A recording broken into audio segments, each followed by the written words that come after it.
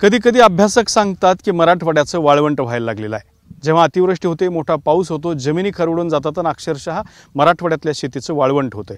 पण हे शब्दशः अर्थ जो आहे तो आपण बऱ्याचदा सहज म्हणून घेतो। मात्र मी ज्या इथं शेतात उभा आहे तर त्या शेतामध्ये मात्र अक्षरशः शेतीचं वाळवंट झाल्याचं चित्र आहे। आपण बघू शकता की शेतातून पाणी वाहिले, सगळी माती खरवडून गेली आहे। कपाशीचं शेत आहे, बोंड आलेले या कपाशीला होते, मात्र ही कपाशी पूर्णतः उद्ध्वस्त झालेली आहे। शेतकऱ्यांचं मोठं नुकसान झालेलं आहे। आणि दुसरं एक मी चित्र आता आपल्याला दाखवतो माझ्या हातानं की या शेतामध्ये सगळीकडे वाळू आलेली आहे। थोडक्यात काय तर या शेतकऱ्याच्या शेतीचं वाळवंट झालंय। आता हे आपण बघू शकता, वर आपल्याला ही मातीचा थोडासा भर दिसतोय, मात्र खाली जर हात घातला तर इथं ही सगळी वाळू आहे। हे पहा वाळू, ही माती नाही तर वाळू आहे। आणि जिथवर हात घालाल तिथपर्यंत या शेतकऱ्याच्या शेतात सगळीकडे वाळू भरले। त्यामुळे आपण विचार करू शकता की या शेतकऱ्याचं किती मोठ्या प्रमाणात नुकसान झालंय। आता ती जागा सोडून देऊन आपण थोडंसं अलीकडे येऊन जर उकरायला बघितलं तर इथे सुद्धा आपल्याला वाळू लागेल। हे पहा,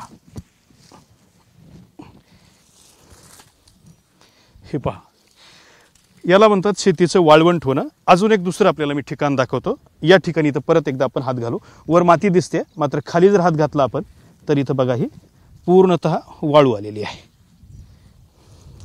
हे पहा, अशी परिस्थिती शेतकऱ्यांची आहे। शेतकऱ्यांच्या शेतीचं अक्षरशः वाळवंट झालंय।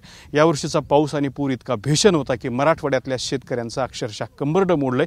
त्यामुळे शेतकऱ्यांना मदत करताना कुठलेच निकष न लावता मदत करणं गरजेचं आहे। जर निकष लावले गेले तर कदाचित शेतकऱ्यांची नुकसान भरपाई त्यांच्या तहहायात आयुष्यभर होऊ शकणार नाही। त्यामुळे थोड्या जाणीवा जाग्या ठेवून शेतकऱ्यांच्या पाठीशी उभं राहणं गरजेचं आहे। कॅमेरामन अमित शिगवणसोबत दत्ता कानवटे, TV9 मराठी, छत्रपती संभाजीनगर।